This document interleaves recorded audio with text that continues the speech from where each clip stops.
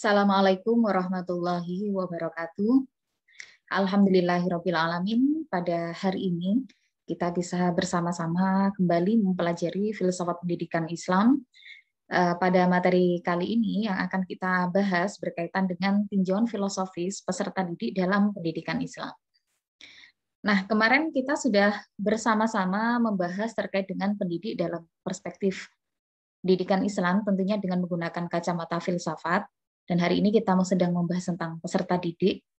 Sebelumnya, sebelum kita masuk ke materi kita pada hari ini, saya ingin mengingatkan kembali kepada seluruh mahasiswa bahwa jika pendidikan dalam konteks pendidikan Islam itu dibutuhkan manusia, karena manusia mengemban misi utamanya, yaitu sebagai khalifah sekaligus sebagai hamba yang baik, maka oleh karena itu, hakikatnya pendidikan itu adalah menjadi suatu kewajiban bagi setiap manusia. Kewajiban bagi setiap manusia untuk menuntut ilmu itu dalam rangka membekali dirinya agar siap untuk menjadi khalifah sekaligus sebagai hamba yang baik. Nah, karena tujuan pendidikan Islam itu diarahkan untuk bisa mengantarkan para peserta didik itu mencapai visinya, terutama visi dalam hidupnya ini, maka hakikatnya seorang pendidik itu adalah mereka yang kemudian mengantarkan para peserta didiknya untuk mencapai derajat insan kamil. Derajat insan kamil yang kemarin kita bahas, yakni mereka yang mampu mengemban misinya sebagai seorang khalifah dan juga sebagai seorang hamba yang baik. Nah, oleh karena itu, maka jika demikian, maka peserta didik itu hakikatnya, kalau dalam konteks pendidikan Islam, itu adalah setiap orang yang kemudian menempuh proses pendidikan dalam rangka untuk menyiapkan dirinya, dalam rangka untuk membekali dirinya, agar mereka itu siap untuk menjadi seorang khalifah sekaligus sebagai hamba yang baik.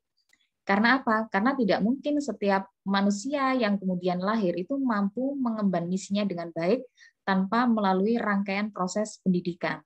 Nah, pendidikan dalam hal ini itu bisa bermakna pendidikan secara formal maupun pendidikan secara non-formal. Jadi pendidikan apapun itu sebenarnya kalau dalam konteks pendidikan Islam adalah diarahkan untuk penciptaan manusia-manusia yang mampu mengemban visi kehidupannya, yaitu sebagai khalifah dan sekaligus sebagai hamba yang baik. Kita mulai dari pembahasan kita yang pertama, yakni berkaitan dengan hakikat peserta didik dalam berbagai opini dari beberapa tokoh filsafat pendidikan Islam. Yang pertama adalah dari Pak H.M. Arifin. Beliau mengatakan bahwa yang disebut sebagai peserta didik itu adalah makhluk yang sedang berada dalam proses perkembangan dan pertumbuhan menurut fitrahnya masing-masing. Mereka memerlukan bimbingan dan pengarahan yang konsisten menuju ke arah optimal kemampuan fitrahnya. Nah, dalam hal ini maka sebenarnya proses pendidikan itu dilakukan oleh orang dewasa. Ini sebagaimana pada video yang sebelumnya ketika kita membahas terkait dengan pendidik dalam pendidikan Islam. Bahwa yang disebut pendidik itu adalah orang dewasa yang kemudian melakukan proses pendidikan kepada orang yang belum dewasa. Nah, orang yang belum dewasa dalam hal ini itu bukan berarti kemudian belum dewasa fisiknya, bukan, tetapi dewasa dalam hal ini adalah beda dewasa secara pemikiran. Dewasa dalam hal ini juga bermakna orang yang mungkin secara fitrah itu telah cukup untuk bisa menularkan pengetahuannya kepada orang yang belum dewasa. Orang yang belum dewasa dalam hal ini berarti orang yang potensi atau fitrah yang ada dalam dirinya itu masih belum berkembang dan belum bertumbuh dengan baik. Nah, oleh karena itu, mengapa saya sebut demikian? Karena memang dalam konteks pendidikan Islam itu yang disebut sebagai peserta didik itu tidak terbatas umur, tetapi siapa saja yang dia masih hidup gitu ya, dia siapa saja yang itu adalah manusia dan masih hidup, itu semuanya dikatakan sebagai peserta didik dalam konteks pendidikan Islam. Karena apa? Karena dalam konteks Islam itu yang disebut sebagai peserta didik itu adalah semuanya gitu ya. Yang baik itu mulai dari buayan atau ayenan sampai kemudian sampai masuk ke liang lahat itu semuanya butuh pendidikan. Oleh karena itu pada hakikatnya semua manusia, baik itu pendidik sekalipun, itu pada hakikatnya adalah juga peserta didik. Karena apa? Karena pada dasarnya mereka itu juga masih belum selesai gitu ya.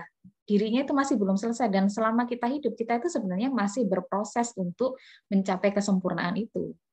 Meskipun kita tidak akan pernah bisa menjadi sempurna, gitu ya. Tetapi kita berusaha dengan semaksimal mungkin agar kita itu bisa memenuhi janji kita kepada Tuhan, yakni bagaimana kita mampu mengelola dunia ini dengan baik. Kemudian bagaimana kita itu mampu menjalankan peran kita sebagai seorang hamba dengan baik, dengan berbekal pengetahuan yang kita dapatkan. Nah, berikutnya, sebagaimana yang disampaikan oleh Pak Abu Dinata, bahwa yang disebut sebagai peserta didik itu adalah orang yang belum dewasa, yang memerlukan usaha, bantuan, bimbingan orang lain untuk menjadi dewasa, guna dapat melaksanakan tugasnya sebagai makhluk Tuhan, sebagaimana umat manusia, sebagai warga negara, sebagai anggota masyarakat, dan sebagai suatu pribadi atau individu.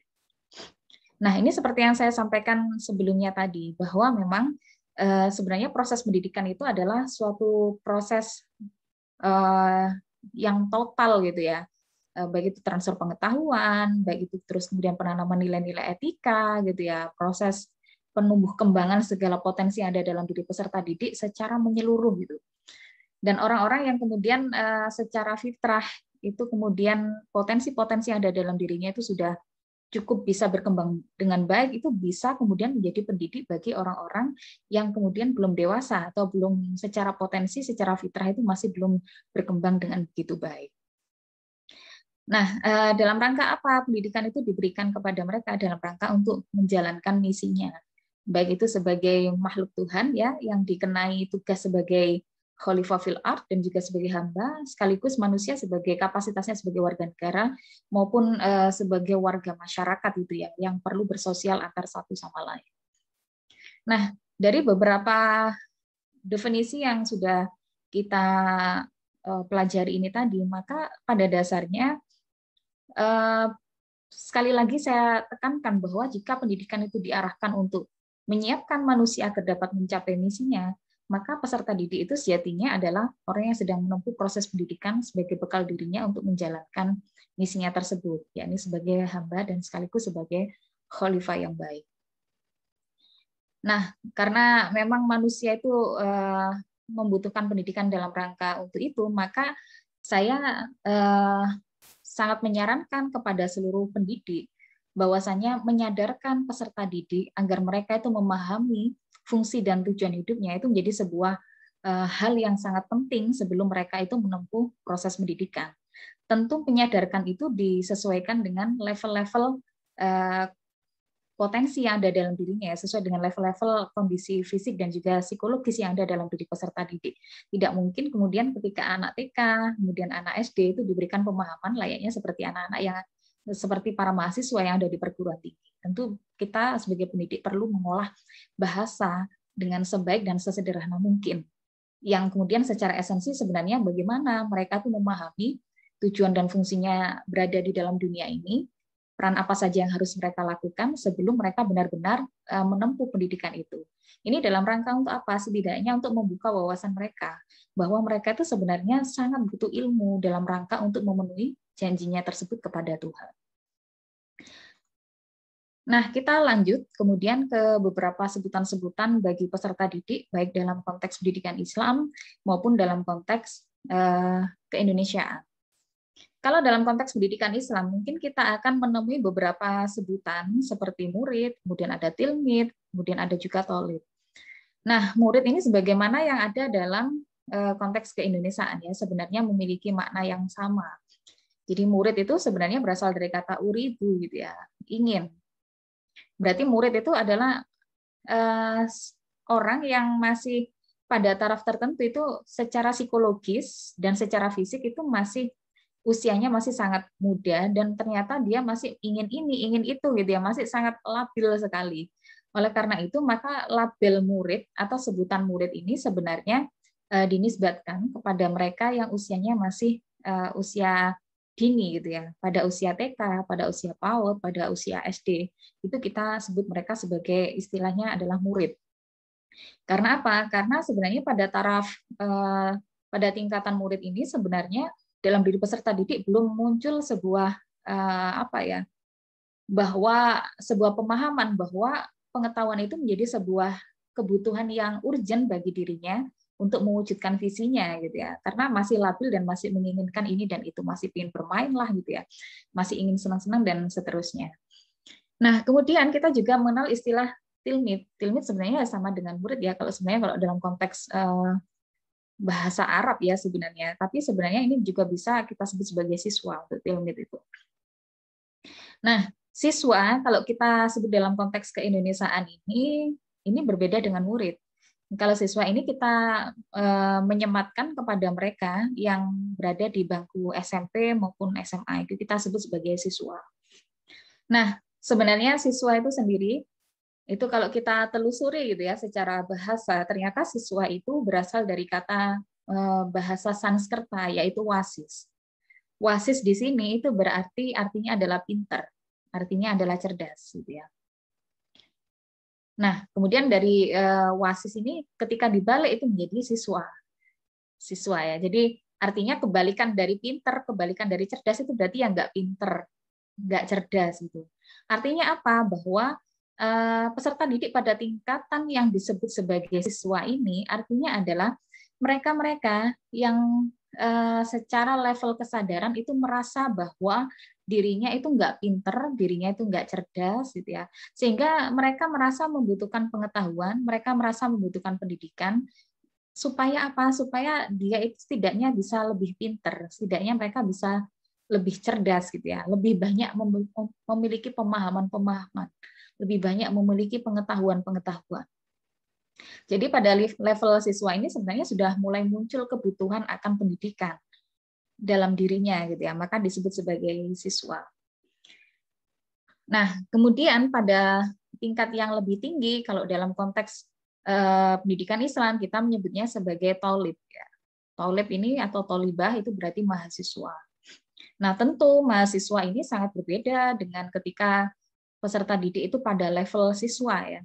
Karena apa? Karena sebenarnya jika pada tataran siswa saja kesadaran itu sudah mulai muncul bahwa dia merasa dirinya itu tidak pinter, dia merasa dirinya tidak cerdas, sehingga mereka membutuhkan ilmu itu bagi bekal bagi dirinya gitu ya. Maka ketika kita menyebut sebagai mahasiswa, ada kata maha di sana yang disematkan. Maka maha itu kan berarti seolah-olah sesuatu yang sangat besar sekali gitu ya.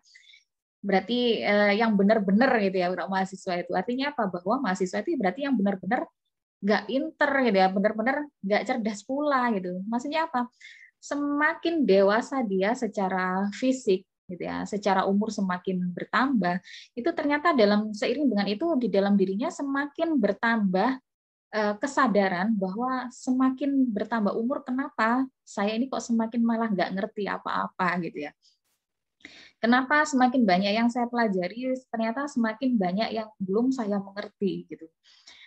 Nah, maka pada level mahasiswa ini sebenarnya tingkat keseriusan dalam belajar itu harus berbeda dengan ketika mereka masih menjadi seorang siswa. Karena apa? Karena ketika mereka masih pada tingkatan SMP, SMA, mungkin level belajarnya masih ya seperti itu karena memang mereka sekedar butuh untuk pendidikan gitu ya. Tetapi kalau sudah pada level mahasiswa, mereka sudah mencapai tahapan yang sudah dewasa gitu ya, secara umur dan secara fisik, maka sebenarnya dalam dirinya itu mestinya gitu ya, mestinya muncul kesadaran yang lebih itu ketimbang ketika mereka menjadi seorang siswa, yaitu bahwa pengetahuan pendidikan itu dibutuhkan dalam rangka mencapai tujuannya dengan baik. Bagaimana agar dirinya itu bisa menjadi orang yang benar-benar bermanfaat bagi manusia-manusia yang lainnya, dan tentu untuk menjadi manfaat itu dibutuhkan ilmu gitu ya. Maka menjadi sebuah keniscayaan bagi dia bahwa dia tidak bisa meninggalkan pengetahuan. Dia sangat butuh dengan ilmu pengetahuan. Dan dimanapun pengetahuan itu ada, dia akan mencari itu. Nah, oleh karena itu, maka setiap mereka yang mendeklarasikan diri sebagai mahasiswa, itu tentu pola belajarnya, gitu ya, pola mencari ilmunya itu harus lebih berbeda dengan ketika mereka masih menjadi seorang siswa. Tentu harus lebih tekun, gitu ya, lebih giat lagi. Dan kita butuh pendidikan itu dalam rangka untuk memberikan kemaslahatan juga bagi orang-orang yang lainnya. Seperti itu. Nah, kemudian ada yang khas miliknya Indonesia, gitu ya, santri. Nah, santri ini sebenarnya adopsi gitu ya, sebuah adopsi. Adopsi saya katakan adopsi karena memang dulu ketika masa Hindu-Buddha itu memang ada model pendidikan yang dimana para peserta didiknya itu harus tinggal di asrama, gitu ya. Harus tinggal di asrama, yang kemudian kalau dalam bahasa pendidikan dalam Hindu itu kemudian kita sebut sebagai ashram misalkan, gitu ya. Ashram itu berarti asrama bagi mereka-mereka yang kemudian menuntut ilmu agama dalam konteks keilmuan agama Hindu, gitu ya. Nah, pada zaman dahulu ketika di Indonesia, pada zaman Hindu-Buddha, itu sudah ada yang kita sebut sebagai pesastren. Pesastren itu berarti tempat bagi mereka, para peserta didik, yang ingin belajar kitab, gitu ya, belajar sastra. Terutama belajar kitab agama, gitu ya. Nah, peserta didiknya pada saat itu disebut sebagai sastri. Cuma ketika masa Wali Songo itu pada saat itu kemudian meniru model yang seperti itu, bahwa untuk memberikan pemahaman yang lebih baik pada diri peserta didik tentang keilmuan, baik itu ilmu agama maupun ilmu yang lainnya, maka dibutuhkan peserta didik itu harus mukim, gitu ya, di sebuah asrama. Yang kemudian dalam bahasa konteks keindonesiaan, terutama keindonesiaan dalam konteks Islam, itu disebut sebagai santri. Kalau pada masa Hindu-Buddha disebut pesantren, kalau dalam konteks Islam kemudian supaya berbeda disebut sebagai pesantren. Ya. Pesantren berarti tempat menginapnya para santri, tempat bermukimnya para santri untuk menuntut ilmu pengetahuan dari para pak kiainya, gitu ya, dari para pengasuh pesantren. Nah, jadi sebenarnya untuk penyebutan santri pun sebenarnya tidak kemudian langsung disebut santri gitu saja ya. Yang penting kalau di dalam konteks Hindu-Buddha itu disebut sastri pakai S yang di tengah, kita supaya beda, kemudian pakailah santri, gitu ya. Tidak kemudian secara tiba-tiba seperti itu, tetapi juga berdasarkan perenungan-perenungan, gitu ya. Nah, salah satu perenungannya adalah bahwa sebutan santri itu sebenarnya santri itu berasal dari 4 huruf kalau dalam huruf hijaiyah, yaitu sin, nun, ta, dan ro, gitu ya.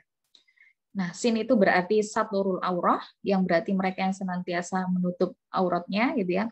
Menutup auratnya itu berarti bisa kita maknai secara tekstualis, ya ini berarti menutup seluruh anggota tubuh yang sekiranya itu butuh untuk ditutupi sesuai dengan syariat agama. Tetapi bisa juga menutup aurat itu berarti menutup segala hal-hal yang berpotensi untuk membawa keburukan, gitu ya. Segala yang ada dalam diri kita yang berpotensi untuk membawa keburukan itu ditutup dan dihiasi dengan kebaikan-kebaikan. Nah, kemudian ada huruf nun di sana. Nun itu berarti naibul ulama. Berarti siapa saja yang kemudian dia belajar, mengikuti jejak para ulama, itulah yang kemudian dia disebut sebagai seorang santri. Dia yang melestarikan ajaran agama, dia yang senantiasa menghiasi dirinya dengan ilmu pengetahuan, dengan istilahnya kalau bahasa Jawa itu gondelan, gitu ya, gondelan sarungnya Pak Kiai.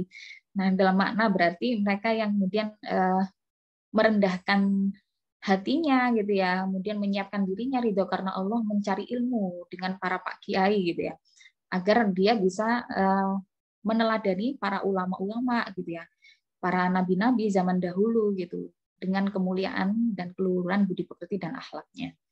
Kemudian ada tak di sana berarti tarkul ma'asyi. Tarkul ma'asyi itu berarti bermakna mereka yang senantiasa mencegah dirinya dari perbuatan maksiat. Mereka yang senantiasa berusaha untuk meninggalkan kemaksiatan. Itu berarti santri itu. Dan yang terakhir adalah huruf ro. Ro di sini berarti roisul ummah.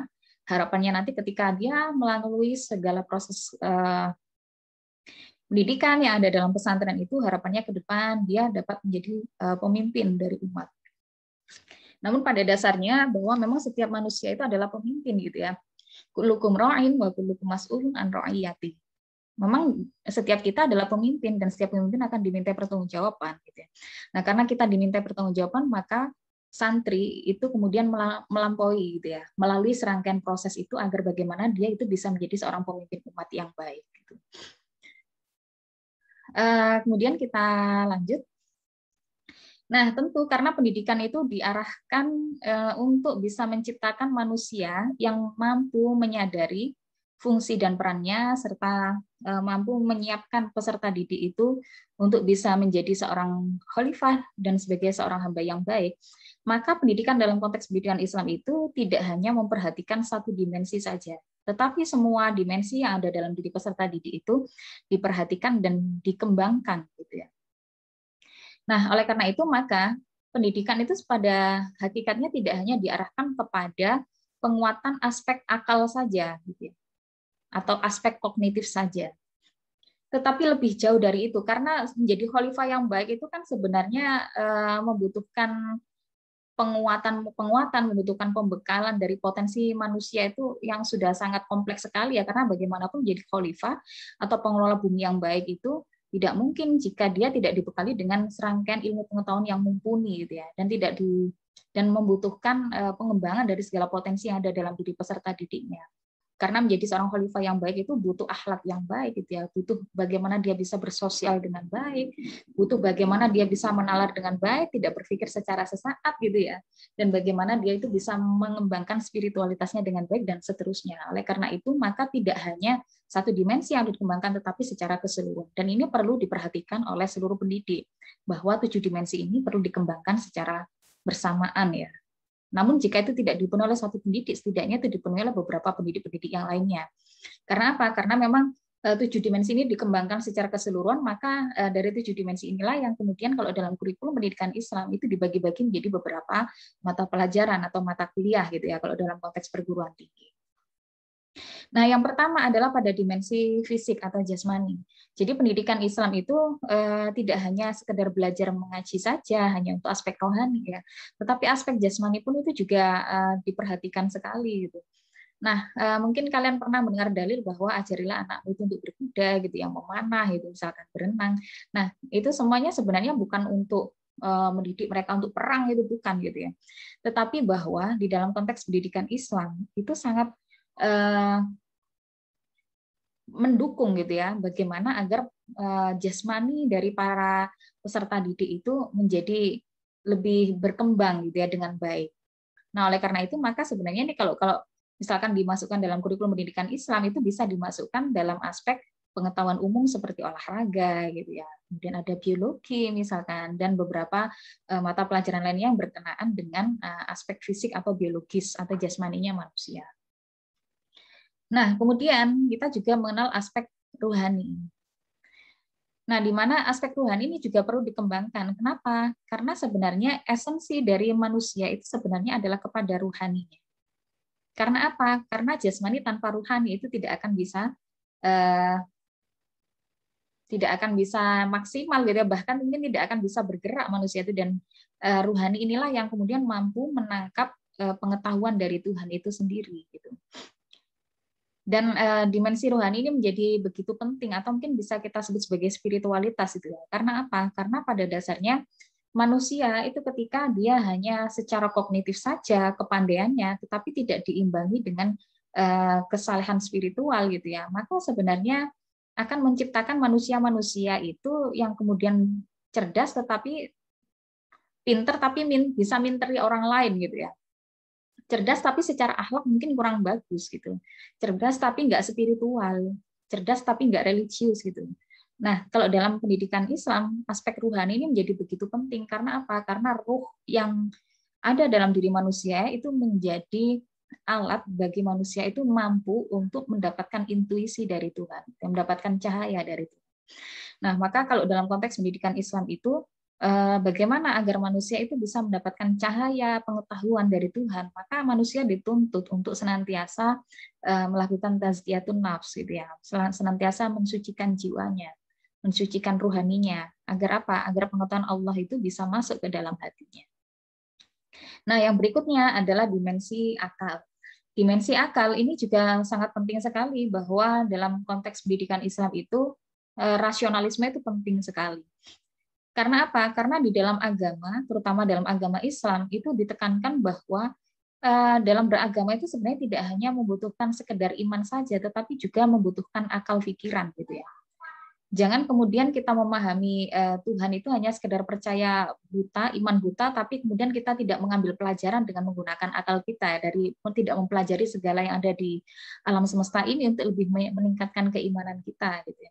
Nah, saking pentingnya akal ini, maka kalau kita cari di dalam Al-Quran, sebenarnya akal ini disebut sampai 300 kali gitu ya oleh Allah di sana. Ini luar biasa sekali.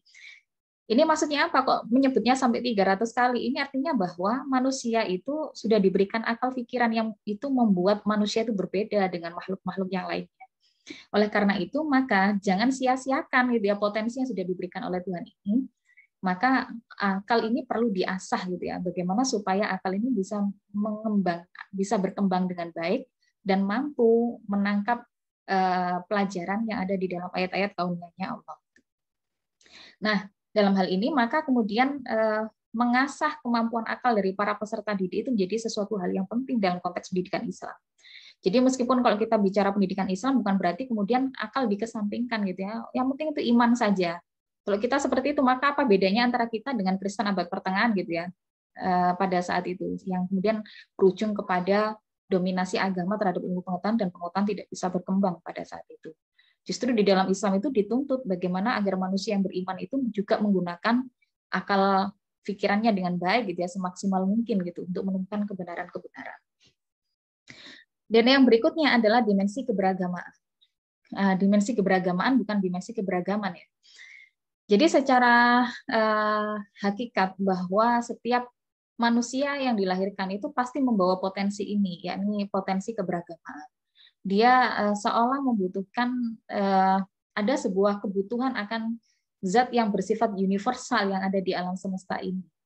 Sekalipun dia ateis sekalipun ya, meskipun dia menyebut dirinya bahwa dia itu adalah ateis, tidak percaya dengan Tuhan, tetapi tidak bisa dibungkiri bahwa di dalam hatinya itu pasti akan ada kebutuhan, pasti akan ada setitik gitu ya kepercayaan, keimanan kepada zat yang maha tinggi yang ada di luar dirinya yang menguasai alam semesta ini.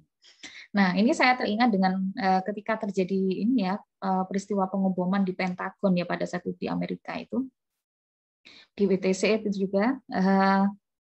Melalui beberapa video yang terekam itu kan sebenarnya banyak orang yang ateis di sana. Jadi ketika bom itu meledak, kemudian ternyata terdengar gitu ya, oh my God, oh Tuhanku. Nah di sini berarti bahwa apa? Seateis apapun sebenarnya ketika seseorang itu sudah dalam keadaan terdesak, gitu ya, terhimpit, maka kemudian dia seperti ada sebuah kebutuhan terhadap zat yang universal, gitu ya. Ada sebuah ketakutan terhadap zat yang adikodrati yang mungkin kita sebut sebagai Tuhan atau Allah Subhanahu wa taala. Nah, oleh karena itu, maka di dalam konteks pendidikan Islam itu potensi keberagamaan ini perlu diasah dengan sangat baik sekali. Dan tentu bagaimana menciptakan peserta didik itu agar menjadi seorang peserta didik yang religius tetapi nggak kolot gitu ya. Yang religius tapi nggak eksklusif. Eksklusif berarti menutup diri bahwa meyakini bahwa hanya dia sendiri yang benar sementara yang lain salah semua sehingga tidak berhak dengan surganya Allah, misalkan seperti itu. Tetapi dimensi keberagaman yang baik itu perlu dikembangkan oleh pendidik kepada peserta didiknya agar menanamkan bahwa Allah adalah satu-satunya zat yang maha berkuasa dan kita semua sebagai manusia itu adalah setara dan pada dasarnya kita ini diciptakan oleh Tuhan adalah dalam rangka untuk bagaimana menjalankan fungsi kita dengan sebaik mungkin. Dan bagaimana ketika kita mempelajari semua ilmu itu kita dapat semakin percaya bahwa tidak ada zat yang maha tinggi kecuali zat yang maha satu, yaitu hanya Allah saja. Nah, tentu pemahaman-pemahaman yang berkaitan dengan agama ini perlu diikuti dengan pemahaman yang baik dari para pendidiknya. Jangan sampai kemudian para pendidik ini ketika menanamkan atau mengembangkan potensi keberagaman dalam diri peserta didik itu sifatnya radikal gitu ya, sifatnya ekstrim sekali dan ini tidak sesuai dengan tujuan utama Islam, yakni bahwa Islam itu adalah menjadi rahmat bagi seluruh alam gitu ya, menjadi rahmat menebarkan kasih kepada seluruh alam gitu ya, meskipun mereka itu berbeda. Bahwa di dalam Islam sama sekali tidak pernah mengajarkan kekerasan terhadap mereka yang berbeda gitu ya. Yang ada adalah bagaimana memberdayakan gitu ya, bukan bagaimana membunuh mereka yang berbeda. Nah, yang berikutnya ada dimensi akhlak. Dimensi akhlak di sini berarti bahwa Islam itu menjunjung tinggi akhlakul karimah gitu ya. Dan sebenarnya misi Islam sendiri ketika diturunkan itu adalah misi Nabi maksud saya. Nabi tidak diutus kecuali hanya untuk menyempurnakan akhlak yang mulia. Artinya apa? Bahwa akhlak ini menjadi hal yang penting dimiliki oleh para peserta didik. Oleh karena itu, maka masing-masing pendidik itu perlu mengembangkan dan terutama bisa memberikan contoh yang baik bagaimana akhlak yang seharusnya dimiliki oleh seorang peserta didik gitu ya. Dan bahkan mungkin di dalam konteks Islam itu akhlak itu lebih tinggi nilainya daripada ilmu pengetahuan. Namun maksudnya itu bukan berarti kemudian sudahlah kamu belajar akhlak saja, nggak usah belajar ilmu-ilmu yang lainnya, bukan seperti itu. Maksudnya begini, ketika seseorang yang kemudian pandai secara intelektual, tetapi jika tidak dibarengi dengan akhlak yang mulia, maka sedikit saja dia melakukan kesalahan, maka dia akan hancur sehancur-hancurnya seorang intelektual. Beda dengan dia mungkin nggak seberapa pandai, tapi akhlaknya bagus, gitu ya. Maka dia akan lebih dilihat daripada orang yang pintar tapi akhlaknya nggak bagus, gitu ya.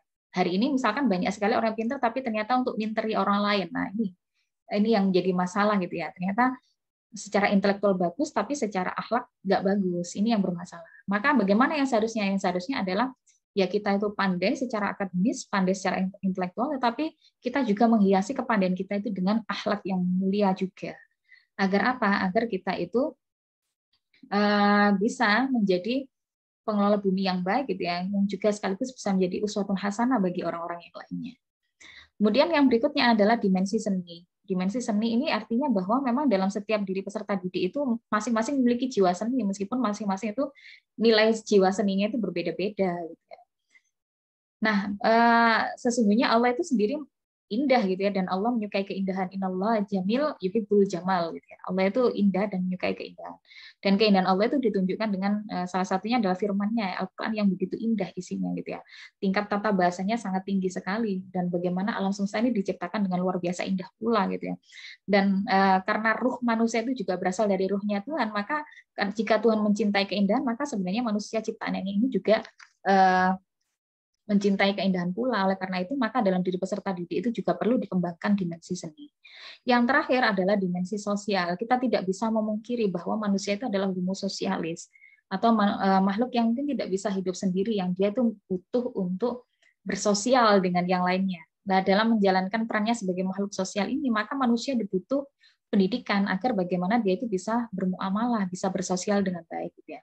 Karena menjadi khalifah yang baik itu butuh untuk bisa bersosial dengan baik dengan yang lainnya, gitu ya. Oke, yang terakhir, akhlak yang harus dimiliki oleh peserta didik. Nah, sebelum kita masuk ke sini, maka jika ada pertanyaan, gitu ya, kalau ternyata memang potensi yang harus dikembangkan dalam diri peserta didik itu memang sangat banyak sekali, gitu ya, ada 7 misalkan. Maka kira-kira model atau strategi atau kemudian metode mengajar yang tepat itu kira-kira dengan menggunakan apa kira-kira?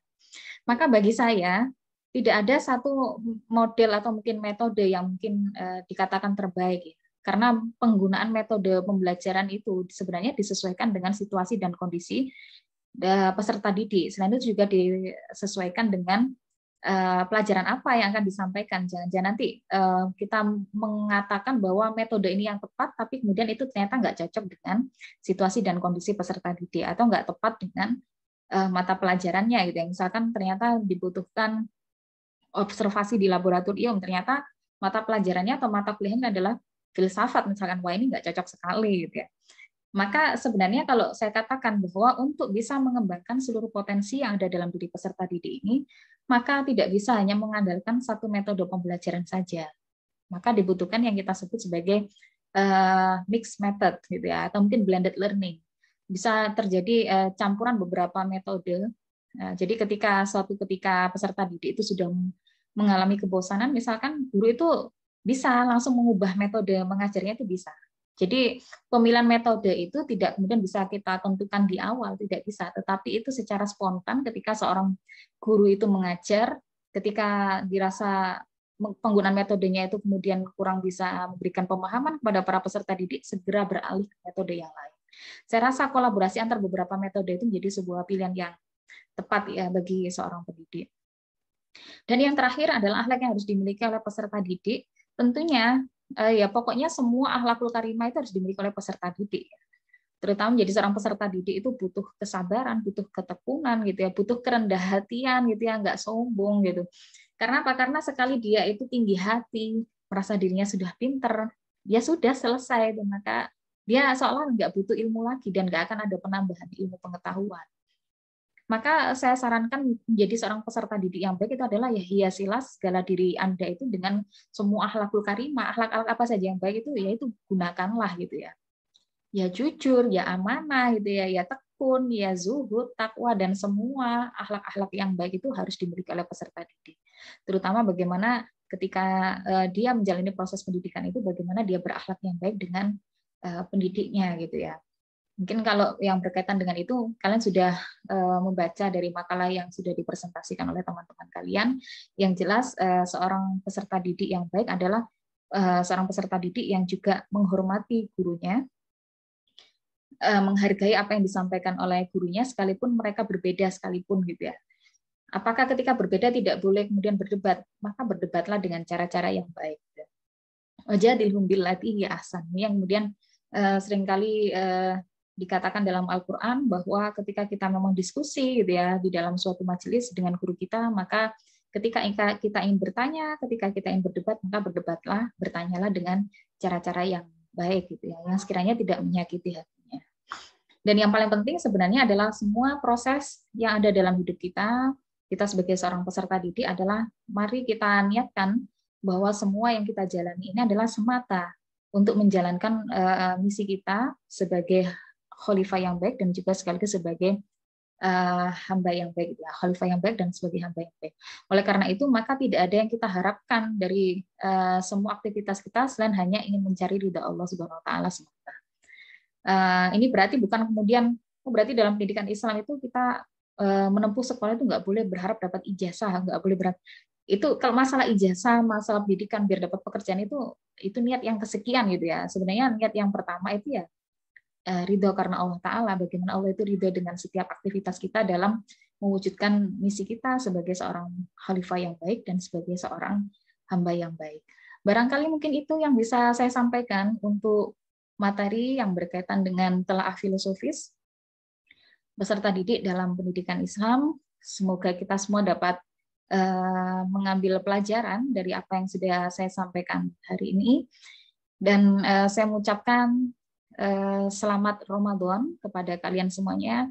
Semoga ibadah kita di bulan suci Ramadan ini dapat diterima oleh Allah Subhanahu Wa Taala, dan semoga Ramadan ini menjadi sarana bagi kita untuk mendidik jiwa dan hati kita agar kita senantiasa dapat memautkan diri kita hanya kepada Allah Subhanahu Wa Taala saja. Terima kasih, kurang lebihnya saya mohon maaf yang sebesar-besarnya. Assalamualaikum warahmatullahi wabarakatuh.